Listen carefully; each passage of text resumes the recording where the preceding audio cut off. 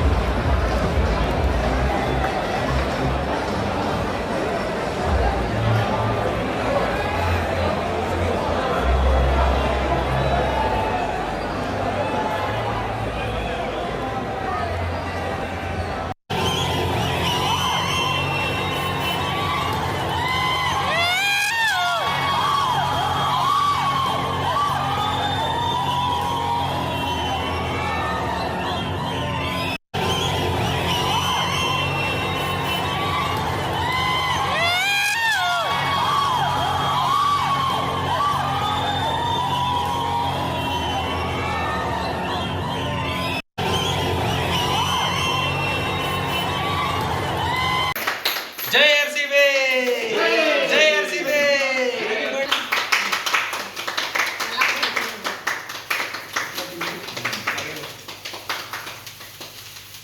ನೋಡಿ ಹೋಯ್ತಾರಲ್ಲ.